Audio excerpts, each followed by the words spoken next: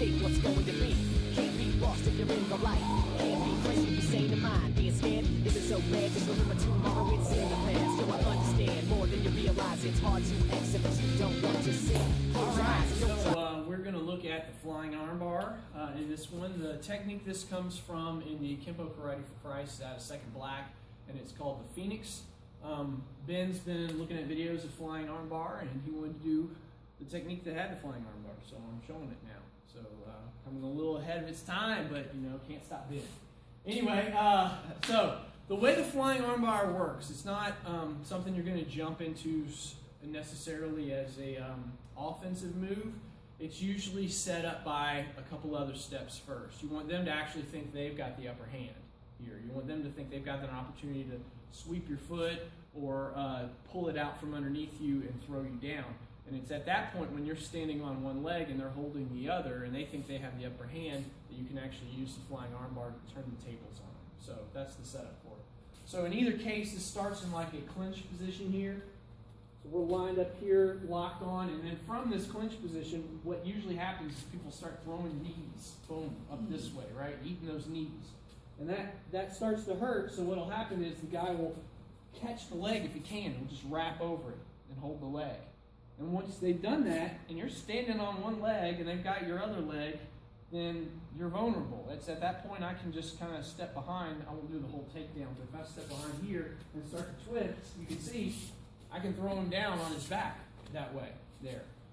So that's what you're trying to set up. But then as you go to sweep that foot that he's standing on, it's a sacrifice move, but you're going to crescent kick over their arms out in front of their face.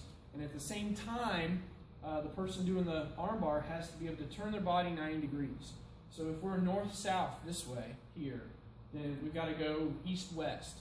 He's got to turn his body so that his head will go towards the mirror here, towards my left, and it'll pull me down towards the camera in this case. So he's got to do a full turn in the air along with that crescent kick to get that position and then bring me down.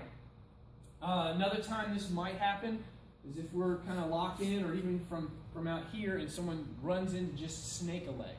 So they're out here. Well, even without the knee, if you're just in ready position, you don't have to kick at all. Just fighting stance. Yeah. Just from fighting stance, and they just run in and snag it.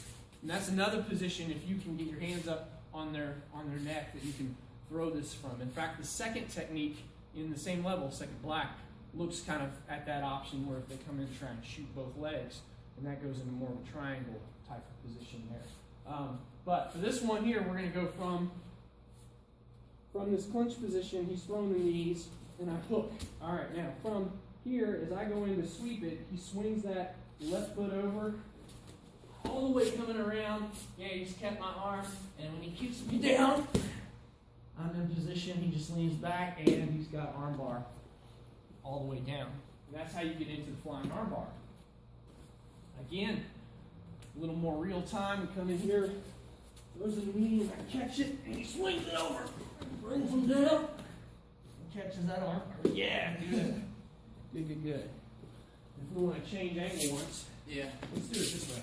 That'll be a good one. If you're in front of me here, boom. And we'll see the setup for it though. It goes there, and over, brings it back, and armbar. And that's the flying armbar, and again, that's out of the Phoenix. That's a second-degree black technique in the Kenpo Karate for Christ.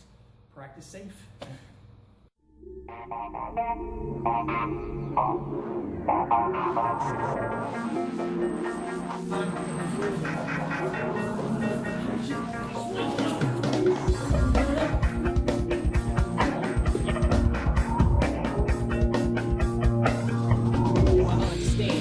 Realize it's hard to accept what you don't want to see. Close your eyes and don't try to hide. You can't escape what's going to be.